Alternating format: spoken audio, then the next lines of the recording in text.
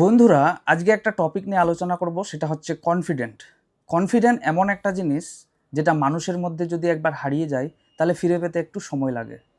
যেমন কালকের ম্যাচে আমরা দেখলাম যে রোমারিও সেফার্ড যে স্ট্রাগল করছিল, গত কয়েক ম্যাচ থেকে সেই স্ট্রাগলটা সে করছে, কারণ তার মধ্যে সেই কনফিডেন্টটা কিন্তু সে হারিয়ে ফেলেছে।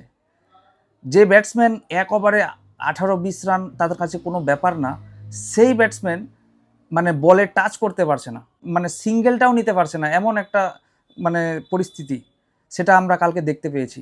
তো সেটাই বলবো যে কনফিডেন্ট মানুষের মধ্যে এমন একটা জিনিস, যদি একবার হারিয়ে যায় ফিরে পেতে সময় লাগে।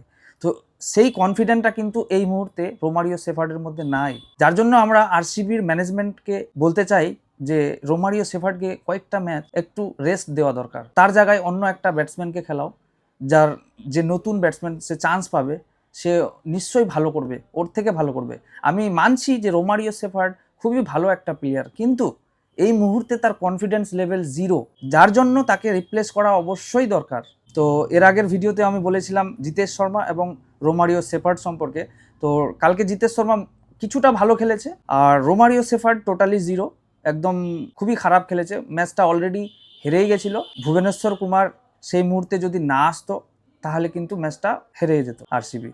তো এটাই বলবো যে আরসিবি ম্যানেজমেন্টকে একটু ভাবা উচিত এবং তাকে রেস্ট দেওয়া উচিত।